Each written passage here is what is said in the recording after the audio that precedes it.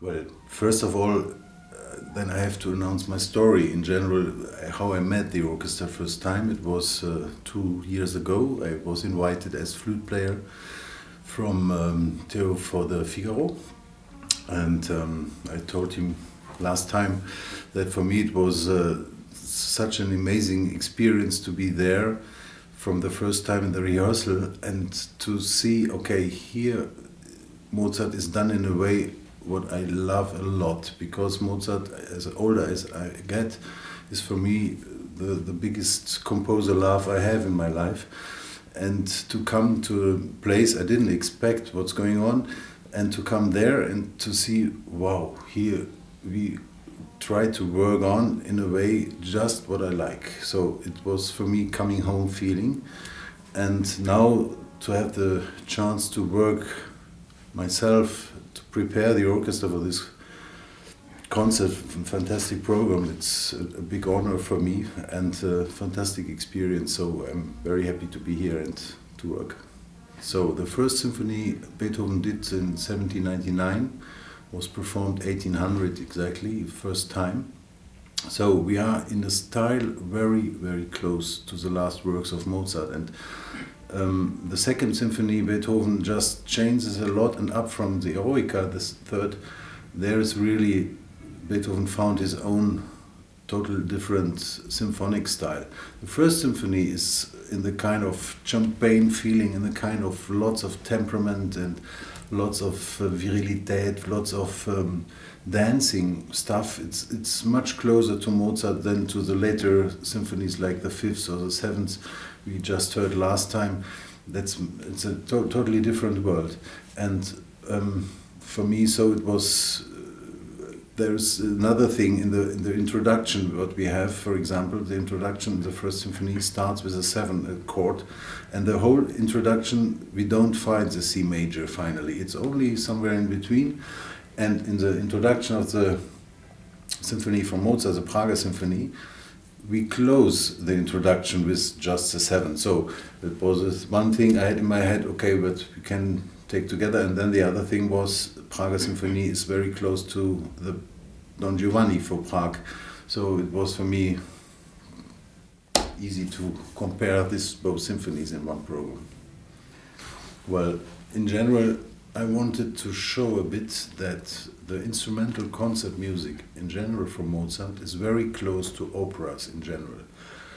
This flute concerto starts with a movement, it's written allegro maestoso. So every flute player normally in the world is playing and try something out what doesn't work for this instrument, because pom, pom, pom, pom, that's a kind of stuff, it's not written for this instrument. An instrument which is elegant, which is always in a way for emotional, very tiny, very tender movements. So I wanted to show a bit, okay, if we take instrumental music, symphonic music, we have to know Mozart always loves first the opera, and lots of instrumental stuff is coming from the same time he did the opera.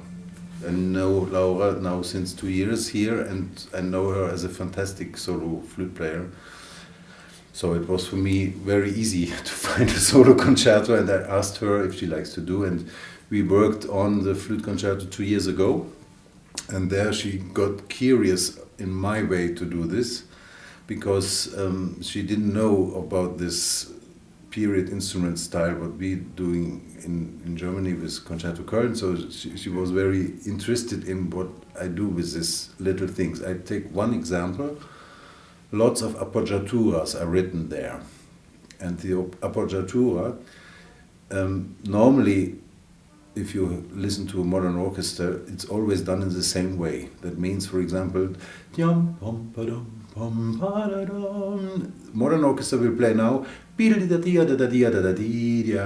but from Mozart it's written in 2 different ways, it's exactly the same, and I think it should be done in a short way. Makes it much more difficult for the violins and for the flute the same way.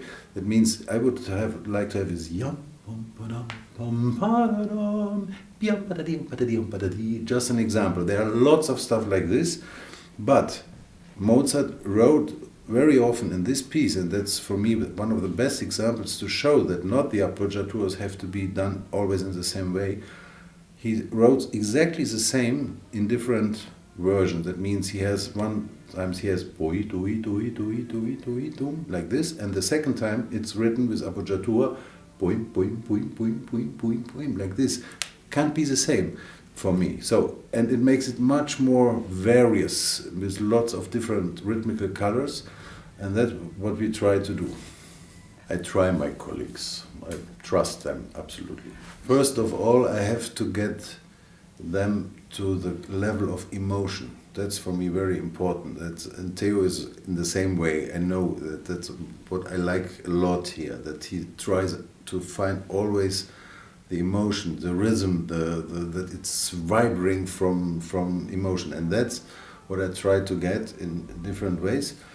And finally, for the orchestra, it's very important that everybody is responsible for the result. And I tried today to tell them that if it's without conductor, the orchestra has to be extremely present on stage. Because if you have a conductor, he's doing lots of physical things. For the public, it's something for the eyes. So if there's no conductor, the orchestra has to do in a way, even optically, a kind of presence which makes a conductor not necessary, but to have the same kind of music. And that means everybody there has to know the music exactly, has to be more or less by heart the music, and then because I can see here very often if Theo is working with the orchestra, he comes closer and it's the orchestra like this. He goes away, okay, blah, blah, blah.